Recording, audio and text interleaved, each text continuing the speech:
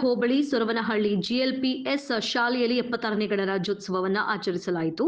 ಮೊದಲಿಗೆ doctor B R Ambedkar ಹಾಗೂ ಮಹಾತ್ಮ ಗಾಂಧೀಜಿಯವರ ಭಾವಚಿತ್ರಕ್ಕೆ ಪೂಜೆ ಸಲ್ಲಿಸಿ ಹೂವು ಅರ್ಪಣೆ ಮಾಡುವುದರ ಮೂಲಕ ಶಾಲೆಯ ಎಸ್ಡಿಎಂಸಿ ಅಧ್ಯಕ್ಷರಾದ ಮಂಜುನಾಥ್ ಕೆ ಅವರು ಧ್ವಜಾರೋಹಣ ನೆರವೇರಿಸಿದರು. ಇದೇ ವೇಳೆ ಪುಟ್ಟ ವಿದ್ಯಾರ್ಥಿಗಳಿಂದ ಡ್ರಮ್ಸ್ ವಾದ್ಯ ಬಾರಿಸುವುದರ ಮೂಲಕ 76ನೇ ರಾಜ್ಯೋತ್ಸವದಲ್ಲಿ ವಿದ್ಯಾರ್ಥಿಗಳೆಲ್ಲ ಬಹಳ ಶಿಸ್ತುನಿಂದ ಧ್ವಜಾರೋಹಣದಲ್ಲಿ ಪಾಲ್ಗೊಂಡಿದ್ದರು. ಮೊದಲಿಗೆ ಸಂವಿಧಾನ ಪೀಠಿಕೆಯೊಂದಿಗೆ ಗಣರಾಜ್ಯೋತ್ಸವ ಆಚರಣೆ ಕಾರ್ಯಕ್ರಮ ಆರಂಭವಾಗಿ ನಂತರ ಕಾರ್ಯಕ್ರಮ ಕುರಿತು ಶಾಲೆ ಮುಖ್ಯ ಶಿಕ್ಷಕರಾದ ಶಂಕರಪ್ಪ ಮಾತನಾಡಿ, ನಮ್ಮ ದೇಶಕ್ಕೆ ಸ್ವಾತಂತ್ರ್ಯ ಸಿಕ್ಕ ನಂತರ ನಮ್ಮ ದೇಶಗಳಲ್ಲಿ ಸಾಕಷ್ಟು ಬದಲಾವಣೆಗಳು ಹೊಂದಿವೆ. ಆರ್ಥಿಕ ಸದೃಢ ಸಬಲತೆ ಮತ್ತು ವಿದ್ಯೆಯಲ್ಲಿ ನಮ್ಮ ದೇಶ ಮುಂದಾಗುತ್ತಿದೆ ಎಂಬ ಭಾಷಣದೊಂದಿಗೆ ವಿದ್ಯಾರ್ಥಿಗಳಿಗೆ ಅರಿಯುವಂತೆ ಒಂದು ಪುಟ್ಟ ಕಥೆಯ ಮೂಲಕ ಗಣರಾಜ್ಯೋತ್ಸವದ ಆಚರಣೆಯ ಹಿನ್ನೆಲೆ, ಸಂವಿಧಾನ ಅಂಗೀಕಾರ, ಸ್ವತಂತ್ರ ಹೋರಾಟಗಾರರ ಹೋರಾಟದ ವಿವರಗಳನ್ನು ತಿಳಿಸುತ್ತಾ ಇಂದಿನ ಮಕ್ಕಳು ನಾಳಿನ ಪ್ರಜೆಗಳಾಗಿ ಬೆಳೆಯಬೇಕು ಎಂದು ವಿದ್ಯಾರ್ಥಿಗಳಿಗೆ ತಿಳಿಸಿಕೊಟ್ಟರು. ಜೈ ಹಿಂದ್, ಜೈ ಭಾರತ್ ಮಾತೆ. ನನ್ನ ಹೆಸರು ನಮಿತಾ. ನಾನು 4ನೇ ತರಗತಿಯಲ್ಲಿ ಓದುತ್ತಿದ್ದೇನೆ. ನನ್ನ ಶಾಲೆ ಹೆಸರು ಜಿಎಲ್ಪಿಎಸ್ ಸೊರವನಹಳ್ಳಿ.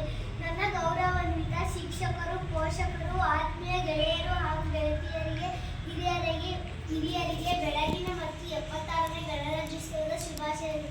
ಬ್ರಿಟಿಷ್ ಆಳ್ವಿಕೆಯಿಂದ ನಮ್ಮ ದೇಶ 1947ರಲ್ಲಿ ತನ್ನ ಸ್ವತಂತ್ರವಾದ ಬಳಿಕ ನಮ್ಮ ದೇಶ ತನ್ನದೇ ಆದ ಸಂವಿಧಾನ ಹೊಂದಿರಲಿಲ್ಲ. ಬದಲಿಗೆ ಭಾರತವು ಬ್ರಿಟಿಷರು ಜಾರಿಗೆ ತಂದ ಕಾನೂನುಗಳಿಂದ ಆಡಳಿತ ನಡೆಸುತ್ತಿತ್ತು. ನಂತರ ಹಲವು ಚರ್ಚೆ ಮತ್ತು ತಿದ್ದುಪಡಿಗಳ ನಂತರ ಡಾಕ್ಟರ್ ಬಿಆರ್ ಅಂಬೇಡ್ಕರ್ ನೇತೃತ್ವದ ಸಮಿತಿ ಭಾರತೀಯ ಸಂವಿಧಾನ ಕರಡನ್ನು ಸಲ್ಲಿಸಿತು. ಇದನ್ನು ನವೆಂಬರ್ 26, 1949ರಂದು ಅಂಗೀಕರಿಸಲಾಯಿತು ಮತ್ತು ಅಧಿಕೃತವಾಗಿ ಜನವರಿ 26, 1950ರಂದು ತರಲಾಯಿತು ಎಂದು ಹೇಳುತ್ತಾ ನನ್ನ ಪುಟ್ಟ ಭಾಷಣ ಮುಗಿಸುತ್ತೇನೆ.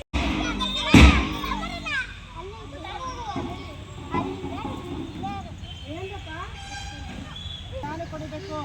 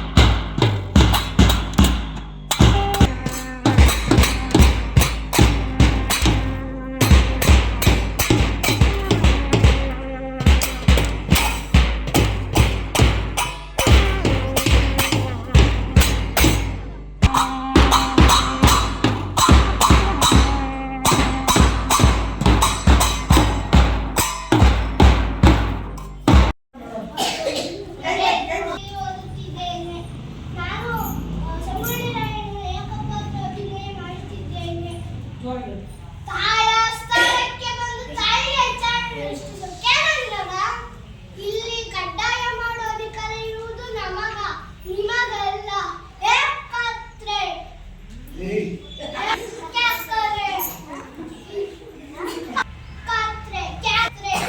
ಇದು ನಮ್ಮ ತಾಯಿ ಇಲ್ಲಿ ಜನಗಳ ಕನ್ನಡ ಜನಗಳ ಜೀವನ ನಿಮ್ಮೆಂತ ಕಚ್ಚಿನಾಗೆ ಗೊತ್ತೈತೆ.